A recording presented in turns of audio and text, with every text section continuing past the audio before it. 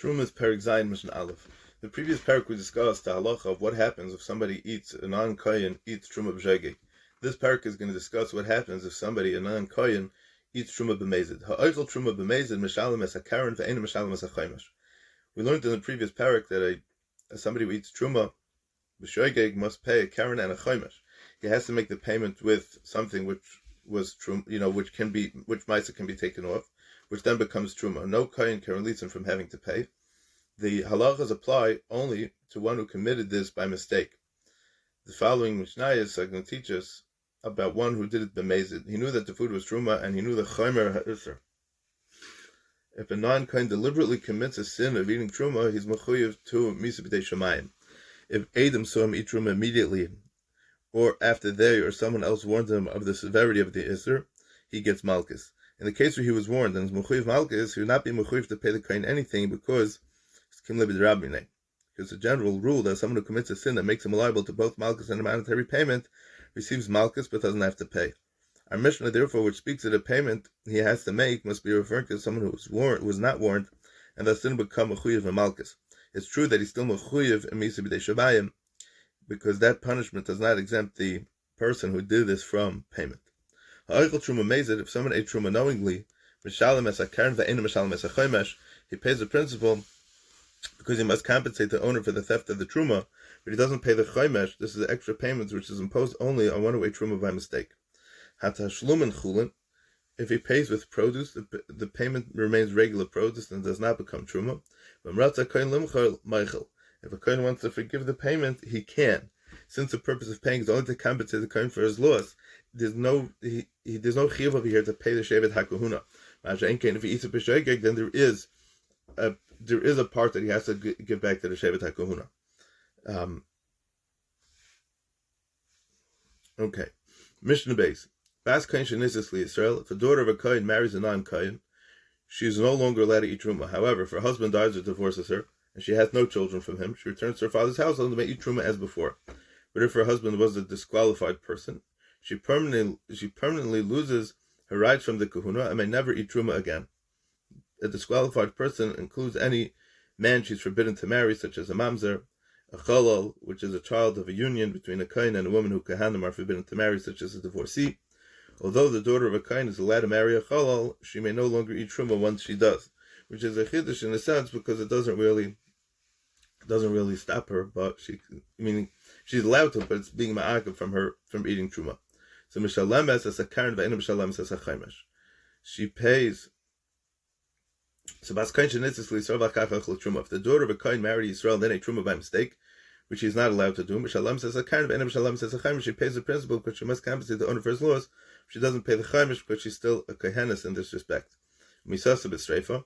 If she was mezana, her chi of misa is streifa, a special punishment imposed upon a kohenes who commits adultery. When the Torah says a kohen's daughter commits adultery should be punished with streifa, it includes both one married to a kohen and one married to a Yisrael. This is la'echem mikol hapsulin. However, if she's married to any one that's possible kahuna, she's no longer treated as a kohenes. Mishalem es karen v'chaymesh. If she eats truma by mistake, she pays a karen v'chaymesh and misasa b'chenek. If she's mezana, the Mises Bezdin is chenek. The Torah says that the einish of Sreifa applies dafka to a daughter of a kohen. According to Rameir, this woman lost her status as a daughter of a kohen when she married this disqualified person because she can never return to her father's house to eat truma.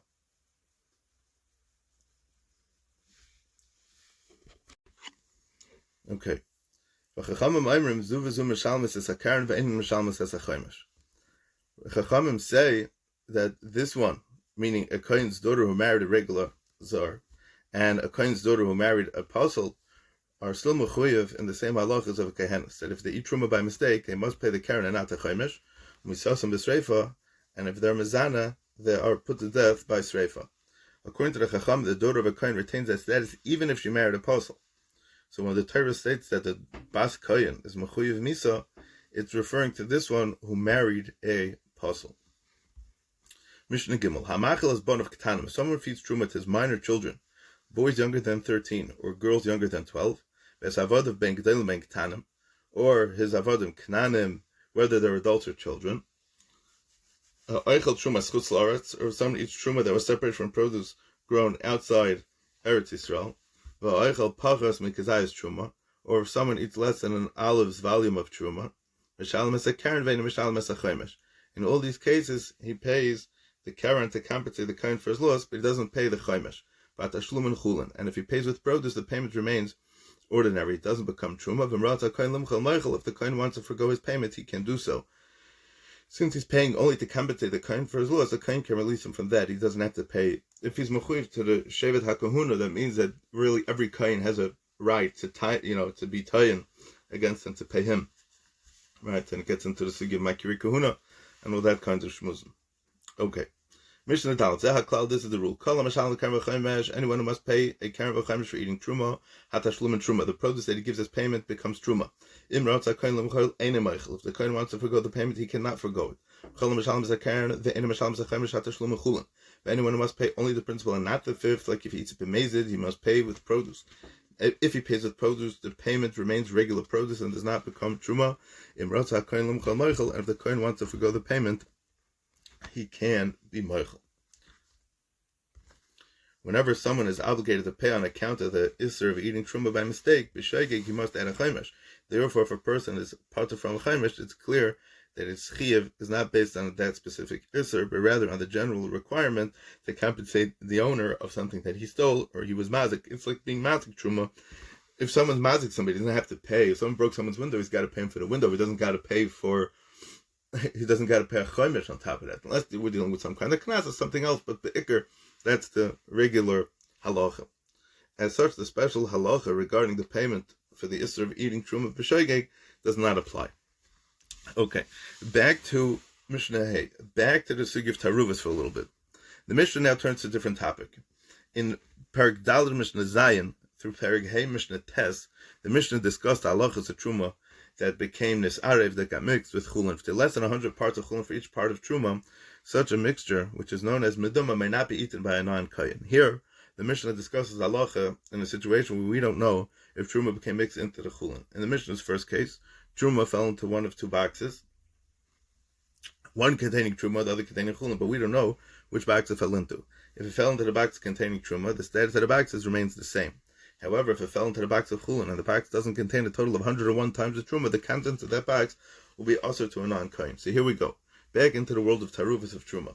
If there are two boxes, one containing truma, one containing chulin, and the side of truma fell into one of them and became mixed with the produce in that box, and he doesn't know into which of the boxes it fell. I can say that the truma fell into the box of truma. That is, we're allowed to assume that the truma fell into the box of truma, and the box of chulin remains mutter even if it contains less than 101 sah. The Mishnah is discussing a case where any possible truma obligation is only midrabbanon. For example, truma bisman azeh, which is only chiv midrabbanon. So the Rabbanon treated such a case l'kula. It's midrabbanon l'kula, because allowing us to assume that the truma fell into the box of truma, thus both boxes stay the same. The box of chulin remains mutter to anyone, and the box of truma remains mutter only to kohanim. Now, what about the next case? Instead of there being a suffix regarding the truma that fell into one of the boxes, the suffix is which box contains truma, which box is chulin. So, if it's not known which box contains truma, which box contains chulin, if a non-kohen ate the content of one of the boxes, potter, he's potter from paying a kohen for the produce he ate, since it's not known whether he ate truma or chulin. The second box of produce that remains must be treated as truma because of the possibility that it may be truma. That at the same time, since it may be chulin, it's mechuyev and challah if it was made into dough. Although truma is not mechuyev in dough, right? So it's nayag bucket truma, but it's still mechuyev and challah. So it's very funny. It's in between. Divrei Reb Meir, that's what Reb Meir holds. Reb Yesi says that the second box of produce is pater from challah, since we're not sure if it's truma or chulin. It has the same halach as meduma, which just as meduma is not mechuyev and challah, this box of produce is also not mechuyev and challah. The Gemara Nida explains that the kula of meduma regarding the chiv challah is based on the fact challah is only midrabanan also. So you can't be mechayev the rabbanon by you can't be mechayev for you can't be machmer. We're not going to be machmer in a din rabbanon for a din rabbanon over here. Ochal acheres ashniya potter. But if someone else came along and ate what was in the second box, he too is potter from paying a kohen because the box may have actually been one that was chulin. Achal echad eshtayan, mishalem kektana shebeshtayan. But if someone ate both of them, then he's zicher eating chulin and he's zicher eating truma. So one of the boxes, so then he must pay the value of one of the boxes. Nevertheless, if the boxes are not the same size, we can't be mechayiv him to pay more than the value of the smaller box, since the larger box may have been the one containing the chulin. Mishnah Vav. If it's not known which box is truma, which one is chulin, and the contents of one of the boxes fell into chulin, and the final taruvis contained less than 101 times the amount that fell in, the halacha is as follows: it does not make the chulin meduma. Similar to the previous Mishnah, it doesn't become a duma, and the produce in the second box that it did not fall in must be treated as truma, and it's obligated in chala. And that's what Rameir holds. Rav Yesi Paiter, Rav Yesi says is Pater, since we're not sure if it's truma or chulin, we treat it as if it was a mixture of truma and chulin, which is not mechuyev and chala. If the contents of the second box fell into another place and became mixed into chulin, and the final mixture contains less than 101 times the amount that it fell in, it too does not make it meduma, which is also to a non-kohen, because the second box may have been the one containing the chulin. If the contents of both boxes fell into the same place, they both together became mixed with chulin, now we know that there's zichar, we're vadai that there's truma in here. However, if the boxes that fell in were not the same size, we don't know how much truma is in the mixture, because we don't know which box contains the truma. Therefore, they caused it to be meduma only as much as the smaller of the two boxes. Thus, if there's 100 times as much chulin as the contents of the smaller box, the amount of produce that's equal to the amount of produce that was in the smaller box is removed, and the truma becomes a bottle. Okay, the Mishnah Zayin. Perek Vav had 6 Mishnayos, and Perek Zayin has 7 Mishnayos. We're going to learn in Perek Tes, the halacha, if someone plants zera of truma by mistake, he must plow up the soil so that the seeds will not grow. If he didn't plow it, and new plant grows, the new produce is considered truma. This Mishnah addresses whether these halachas would apply in the case discussed in the previous Mishnayos, where there were 2 boxes, one of truma, one of chulin, and we don't know which box was what. So zaras achas ne'am pater. If one planted the produce of one of the boxes, he's pater from plowing it up, since we're not sure that it's truma, and the chacham were not mechuyev to plow it up. And when the new produce grows, we don't treat it as truma. As in the previous Mishnayos, the Mishnah is speaking of which any possible truma chiyuv over here is only midrabona. It's talking about bismar hazeh, so we're not going to be machmir over here. Mashniya noik baka truma, the second remaining box of produce that he did not plant must be treated as truma, because we can't assume that the second box contains chulin and the first box was planted contained the truma. At the same time, since the second box may be chulin, it's mechuyev in chala if it was made into dough. Rav Yesi Paiter, Rav Yesi says the second box is exempt from the chala obligation, since we're not sure if it's truma or chulin. We treat it as if it was meduma, which is not mechuyev in chala.